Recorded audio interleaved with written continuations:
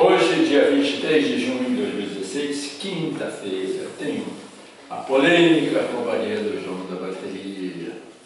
Ô João, a Dilma deverá prestar depoimento dia 6 de julho.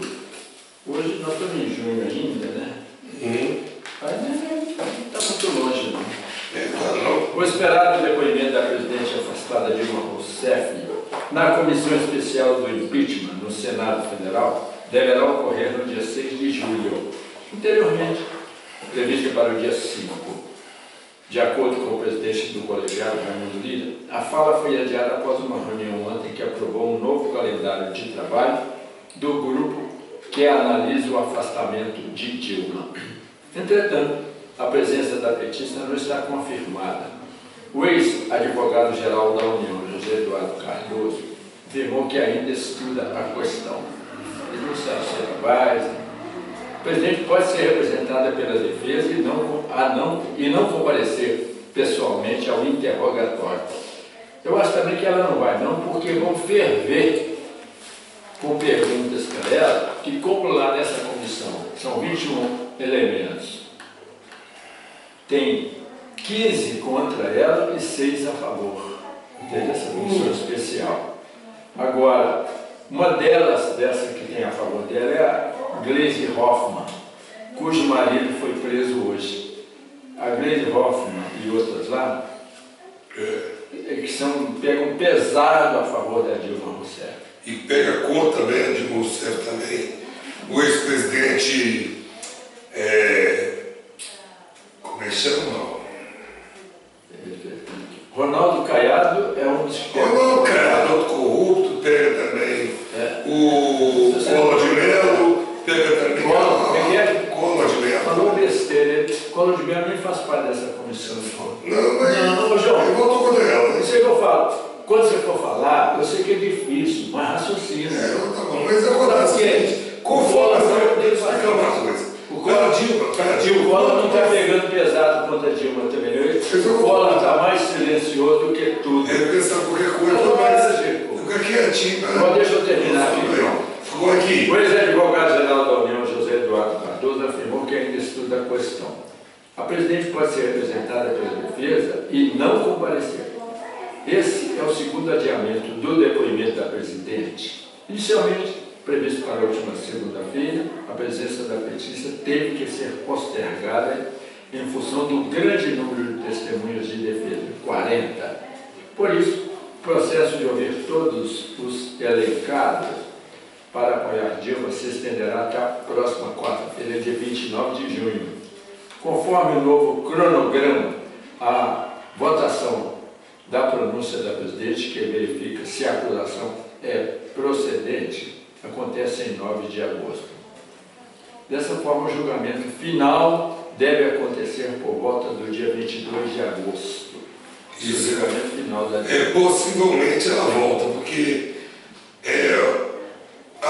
o que a Dilma tem que fazer é o seguinte: deixar o ter mais tempo no governo, para ele mesmo se afogar, se forcar. Isso, porque o que está acontecendo é isso. Cada dia, essa semana aqui, hoje, Washington, você que é jornalista há muito tempo, você sabe como é que funcionava antes. Tinha notícia de segunda-feira, e às vezes a notícia durava a semana toda, e às vezes até um mês. Hoje você não tem de manhã, não você chega de tarde, vai ser outro. Não vai estar mudando a cada vez. Não, a gente está aqui na rádio, aqui, não sabe o que está acontecendo, não. Se chegar, a ver quando chegar lá, foi preso o Eduardo Cunha, o Lula já foi preso, o Temer já caiu. Tem assim um absurdo. Dessa forma, o julgamento final deve acontecer por volta do dia 22 de agosto. O grupo da Dilma está tentando isso que você falou há muito tempo, adiar o mais possível. E o grupo do Temer está querendo antecipar o mais possível. Isso já está acontecendo há muito tempo. E não sei se você está assistindo. Não sei se você está sabendo como o Temer fez. A Dilma está fazendo. Ela está fazendo um novo ministério debaixo dos panos. A votação aconteceu à revelia da tropa de choque de Dilma, no caso das datas. Os senadores Lindenberg Farias, Fátima Bezerra e Vanessa Graziotin, essa é do grupo de choque da Dilma, não votaram em retaliação. Os senadores preferiram manter o calendário em aberto. Né? Por aí vai a informação. Sei que está previsto até o dia 20. Eu estava vendo o Boixá falar, mas o Boixá vai dar uma censurada nele, porque ele dá até que engasgada. O Boixá, como ele é muito inteligente, quando ele fala assim, não, que a Dilma vai cair, né, gente? Todo mundo sabe que ela vai cair, né, mas ele dá aquele cair dele, ironizando. Eu até, só para os ouvintes tomarem conhecimento. Porque a Dilma tem 54 votos. Deixa os ouvintes tomarem conhecimento da sua opinião. Você acha que a Dilma não cai? Não cai. Assim. Não cai porque é o seguinte. Então aqui, espera. É só para os favores sair. Eu acho que ela cai. Então, depois, o que acontecer, nós não falamos agora aqui. Então tá bom. Você acha que ela não cai? Eu acho que ela cai. Você deixa eu falar, né? Meia hora. Meia hora. Então tá bom, meia hora eu falo assim. E cada um do galo. Aqui é. Crime vira luxo de 42 milhões. Vídeo da polícia mostra carros, lanchas, avião e helicópteros apreendidos em operação, viu, João? Olha, carros de luxo, lanchas, avião e helicópteros.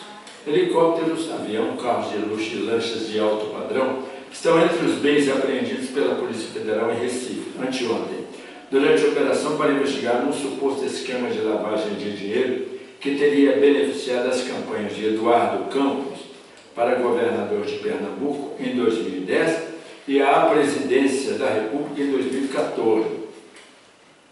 A Polícia Federal chegou ao suposto esquema após investigações sobre compras do avião que caiu matando Campos em agosto de 2014. A Polícia Federal em Pernambuco e Goiás apreendeu uma lista de bens. Aqui aparece até a foto, viu? Eu não vou ler o texto todo não, mas o negócio, 42 milhões de reais. Não, eu fico de bobeira nesse. E o avião que o Eduardo Cunha estava usando, ele foi transferido 24 vezes. Eu não tenho mais que esquecer. Um dos acusados é o tal cara que apareceu morto. E quem entrou depois de Eduardo Cunha? Marina Silva. Agora Marina Silva teve a cara dura falando que nunca recebeu dinheiro ilícito. Vamos supor, gente, se o seu filho ou sua filha chega em casa com um carro novo, que vale 100 mil reais ou 200 mil reais, e fala que alguém deu para ele, se tem obrigação sua, eu falo assim, por que tirou esse carro? Alguma coisa está errada. Se alguém chegar perto de mim, olha, já vou te dar 200 mil reais, por que você vai me dar? O que você está querendo em troca? Deu um errado, entendeu? Agora a Marina Silva recebe 500 milhões, 400 milhões, a campanha dela. Está difícil arranjar algum político aí honesto. Não está. Feijão importado para tentar abaixar o preço. Liberação de compra externa anunciada por Temer pode perder efeito devido ao dólar alto. A principal manchete do jornal Estado de Minas é essa: feijão importado para tentar abaixar o preço. Diz que chegou até a 14. 16 reais. 16 reais.